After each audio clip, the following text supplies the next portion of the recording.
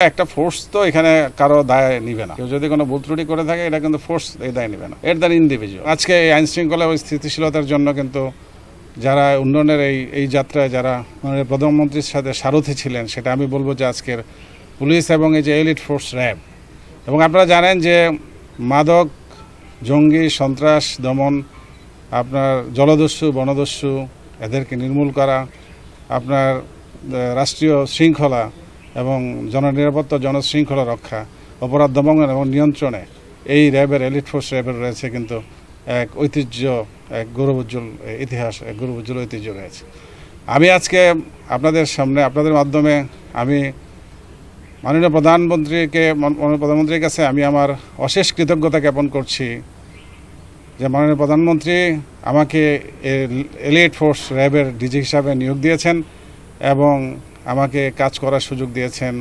মাননীয় প্রধানমন্ত্রীর কাছে আমি অনেক কৃতজ্ঞ, অশেষ কৃতজ্ঞ মাননীয় প্রধানমন্ত্রীর কাছে যে মাননীয় প্রধানমন্ত্রী আমার উপরে আস্থা এবং বিশ্বাস রেখেছেন। অনেকবারই আপনারা দেখেছেন যে আপনার যে বিভিন্ন যে সরকারের যে স্টেটমেন্টগুলো, যে এখানে আসলে একটা ফোর্স তো এখানে কারো দায় নিবে না, বুঝতে পারছেন না। কেউ যদি কোনো ভুল ত্রুটি করে থাকে এটা কিন্তু ফোর্স এই দায় নিবে না, এর দ্বারা ইন্ডিভিজুয়াল। কাজে এইখানে তো আপনার এই একজন ইন্ডিভিজুয়ালের সাথে তো আপনার র্যাবের ভাবমূর্তির কোনো বিষয় নেই।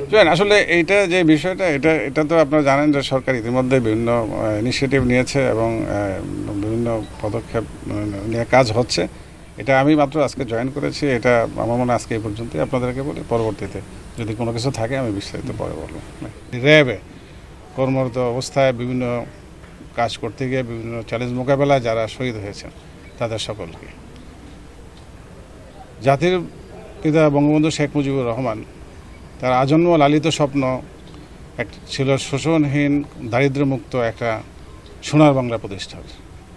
এবং আপনারা জানেন এটা অত্যন্ত দুর্ভাগ্য হইল যেটা যে ইতিহাসের এক জঘন্যতম নিষ্ঠুর বর্বরতার শিকার হয়েছিলেন জাতির পিতা এবং তার পরিবারের অন্যান্য সদস্যরা।